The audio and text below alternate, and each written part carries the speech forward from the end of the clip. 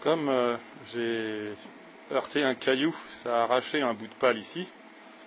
Donc j'ai formé un gabarit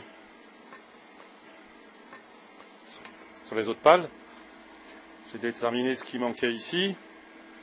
J'ai rajouté un bout de tôle que j'ai soudé ici au TIG.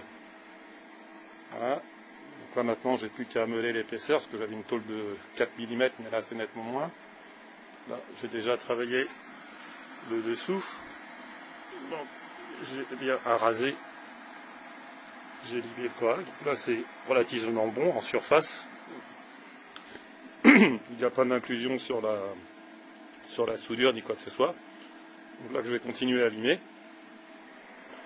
Pour les réglages du poste, j'ai pris une petite montée d'une seconde de pré-gaz.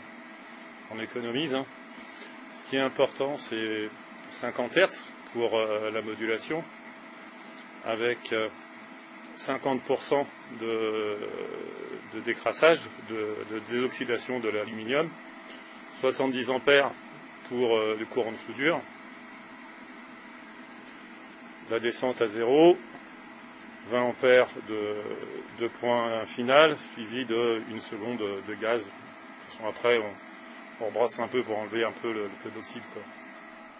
Voilà, j'ai fini, j'ai poncé un peu la pale qui était abîmée. On va arrêter là au niveau des finitions. Donc en fait, il manquait de la matière tout sur le bord ici. Alors ce côté-là, on voit pratiquement plus rien du tout. De l'autre côté, on voit un peu une épaisseur. On voit donc la petite épaisseur. C'est assez difficile de bien revoir au creux, mais bon, ça devrait aller.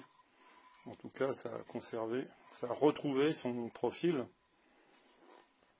Donc c'est pas trop moche, pas mal. Ça fera l'affaire. Voilà. Après 2 couches de peinture spéciale échappement là, qui doit tenir 800 degrés, et 2 couches de vernis, voilà, on obtient une belle hélice toute propre